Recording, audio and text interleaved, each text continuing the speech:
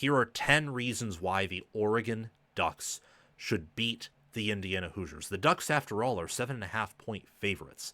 It's not a short 2.5 or 3.5 or 4.5 point line as it was for Penn State and Oregon was able to overcome that. This is a 7.5 point line, little over a touchdown. Some places it's 8 or even 8.5. Other places I think you can find Indiana -7. Before I continue, liking the video, watching the video all the way through, and commenting your thoughts down below are the best ways to support the channel, as they help push me into the algorithm, help me to receive a larger paycheck that I can use to reinvest in producing elite analysis for you all. Subscribing to the channel, hitting the notification bell, sharing the video around, and supporting us in other ways that you can find out via the description are other awesome ways to support our operation at College Football with Sam. We are becoming the best. We want to be the best. Thank you all for making that possible. Oregon's a favorite here, and a sizable favorite, but not the same caliber of favorite that Ohio State was over Indiana last year. The Hoosiers are going to present several challenges, but I do believe that Oregon here is at home. They have an elite coaching staff. They do have the more talented roster, and there are several reasons why they should win this game. I'm picking Oregon after all. Picked Indiana to cover, but I picked Oregon to win this game, and there are several reasons why I'm talking about here, and some others that I discovered while doing research for this video that we'll discuss. Reason number one, I think the most obvious, is Dante Moore. Dante Moore and Mendoza are fighting for round one, pick one right now in the 2026 NFL draft. Those are the two quarterbacks who I think are the favorites right now to have that honor of round one, pick one, or the first quarterback taken off the board. Moore has a 79.8 QBR, 14 touchdowns, 1 interception, completes 74.6% of his throws. He's playing like a Heisman caliber quarterback. He is elite. He can layer his throws. He does a really good job. What I'm most impressed with him is his calmness, his ability to backtrack, to kind of, be able to maneuver the pocket, stepping back, not just stepping forward, and also his ability to scramble out of the pocket and still make throws on the run or off platform to receivers downfield. That's going to be big against an Indiana defense that plays a lot of zone and is really disciplined and does a good job of keeping everything in front of them, while also having a great defensive mind and being able to get pressure on the quarterback. It reminds me a lot of Jim Knowles' defense at Penn State, but so far they're analytically better. But Moore was able to get enough yards, get enough plays to beat that Penn State defense and win in Happy Valley. So why can't he here, is that logic. Reason number two is Oregon's size advantage. They have about, I think, a 40-pound advantage, their offensive line versus Indiana's defensive line. Indiana has, I think, a 15, 20-pound edge with their offensive line versus Oregon's defensive line. But you take the average of that, and Oregon is, 15, 20, 25 pounds heavier on average in the trenches. On top of that, they're more talented in blue chip ratio, high school recruiting.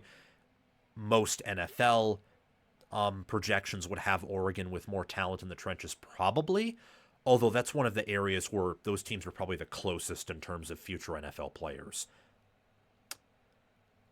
Having that size advantage helped a ton against Penn State, especially in short yardage situations where it felt like Oregon could much more easily move the football in sustainable drives, and for Penn State it felt as if every yard forward was a struggle. I wonder if that's going to be the same thing here, where especially in the ground game, every yard Indiana gets there is going to be a struggle, and for Oregon, it's more so going to be every yard after 2 or 3 yards of push is going to be a struggle. And there's a big difference there. Having that, 2-3 yards of almost guaranteed push or gain is so helpful, because then you can get the yards after contact added on top of that. Whereas if you're a team who's getting stonewalled at the line of scrimmage, you kind of need your running back or passing attack to really compensate in order to move the football. And there's a lot more variance in that, a lot more danger, fumbles, interceptions, incomplete passes that further set you off schedule. This is a huge factor for Oregon here. Same with the fact they have a more talented roster. I mean, who are we kidding? They have the fifth most talented roster from a recruiting standpoint. If you look at 24/7 Sports Team Talent Composite, Indiana's 72nd there. Don't need to say much more about that other than maybe providing context on Ohio State and Notre Dame destroying Indiana last year, and Michigan, despite not having a quarterback, nearly beating them because they were that much more talented, especially on defense, to where they single-handedly wrecked a great offensive operation from Indiana. Maybe Indiana gets rostered here again. It's possible, and that really plays into Oregon being favored here, and why Oregon should win is, yes, there's a world Oregon loses.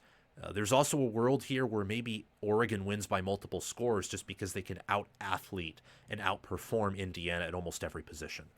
The Oregon offensive line, led by Iapani Lololu, led by Emmanuel Pregnon, Dave Uli, Alex Harkey, and Isaiah World. They only allow a 4.9% havoc rate. Havoc rate I mainly place on the offensive line because if you're allowing consistent TFLs, or if you're allowing sacks, or you're not getting pushed in the ground game, or if your quarterback's throwing interceptions, a lot of that's predicated on our defensive lines getting penetration on Euro line, either getting pressure or they are, shutting you down in the rushing offense and preventing you from getting your feet across the line of scrimmage.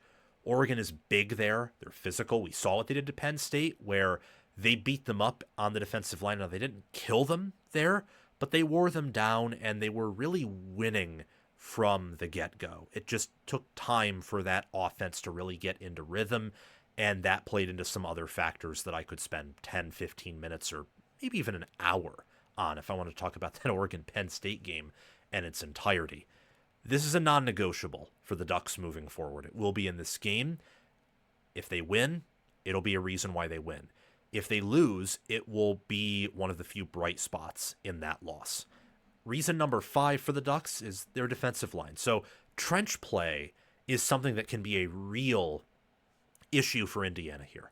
If the size advantage for Oregon, the talent edge they have, combined with their elite performance so far this year, all bear fruit, and Indiana's not able to match that. And the more things bear fruit for Oregon, the harder it will be for Indiana to match that. Oregon forces a 10.6% havoc rate on their opponents, which is pretty low given their talent, but they do a good job of keeping things in front of them. They only allow a 3.85 yards per carry, and they do a very good job defending the pass as well. They've certainly upgraded their secondary compared to where it was last year. They've gotten bigger bodies, longer bodies, more talented players, but focusing on that defensive line, they do such a better job getting off blocks, shedding blocks, and having a much stronger initial push when it comes to run defense. Do a much better job there than in previous seasons under Tosh Lupoy. I mean, maybe there's something there that it just happened to be against Penn State. They were motivated, and that's why they performed well in run defense, and they're a bit overvalued there. But I do think they've made legitimate improvements in that category. Number 6 is Brycen Moore. So Oregon at receiver is not very deep, but with Brycen Moore's knack to get open and his talent, that may not matter, especially when you factor in Kenyon Sadiq and how freakishly athletic he is. And that's reason number 7 are the tight ends, Kenyon Sadiq and Jamari Johnson. They have 4 touchdowns combined. Brycen Moore is nearly 300 receiving yards and 2 receiving touchdowns. These receivers, the tight ends who are big, long, they do have a size advantage, a pretty significant size advantage over the Indiana safeties and linebackers, but we'll see how much that matters. Indiana's pretty good at taking away the tight end defensively. Brycen Moore is an X factor for Oregon here, not just for the season, but especially in this game, given how Indiana's defense likes to operate and the fact that I think Dante Moore trusts him, and the staff actually trust him, perhaps more than any other receiver on the team as a true freshman. Reason number 8 is the rushing offense of Oregon. So they earn 0.22 expected points added per rush above average, and they average 6.52 yards per carry. Deere Hill Jr. is a future stud, in my opinion, and he's running behind an offensive line that is just mean and nasty. And don't forget Decory and Moore. I mean, him and Sadiq can actually be involved in the ground game too. But Dante Moore is who I meant to mention. Dante Moore's mobile. Dante Moore can scramble for yards. Dante Moore can be used on designed runs. So this rushing offense is going to be a lot for that Indiana defense. As effective as it is in stopping the run, it's going to be a lot for it to handle. Reason number 9 is the Oregon defensive backs. The Ducks only allow 5.5 yards per dropback. This is a significant improvement compared to where they were last year. Now, again, in hindsight, with how Penn State's offenses looked, the defense, so with the defensive line, with the DBs, with the linebackers, I think they're collectively better as a unit than they were last year. I'm not super confident that they are this elite unit, but I believe they are better than they were last year. They're more athletic. They are quicker, faster. They are younger, but I don't think it's going to hold them back to the degree that last year's more experienced secondary, but inferior body type did. And playing against Surratt and Omar Cooper Jr., who are wonderful, but they're not Jeremiah Smith. I think this defensive back group has an opportunity to make a name for itself this Saturday. Number 10 is the favorable climate. So Indiana has to travel multiple time zones over. They have to play in Autzen Stadium, which I think is the loudest stadium in college football. Right now, after the loss Georgia suffered, this could be the best environment in college football moving forward. From a purely home field advantage standpoint, it's out in the middle of nowhere relative to the most of college football. So most teams who travel to Autzen will also have to travel by plane. That means jet lag. That means usually traveling multiple time zones over. And on top of how loud it is and how good of a team Oregon is, that plays into their hands of keeping that home win streak alive. And I'm picking Oregon to win this game as of right now, so I think that win streak will stay alive. A big part of the reason why that is, outside of the other 9 reasons, are that 10th reason of that climate favoring Oregon there. Those are 10 reasons why the Oregon Ducks should beat the Indiana Hoosiers, and whoever wins this game, look, there's a good chance they could produce round 1, pick 1 in the upcoming NFL draft and win the national championship. Thanks for watching this video.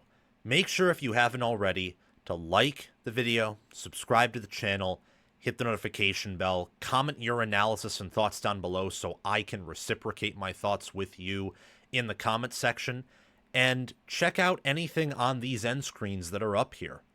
Whether it's a recommended video or playlists for teams that I'm talking about in a preview, prediction, or a reaction, make sure to hit the notification bell on those, scroll through them, and watch any suggested videos if you are interested. Thank you for helping College Football with Sam become the best and the biggest college football brand and channel on YouTube and other social media platforms. We will reach that one day because of your support.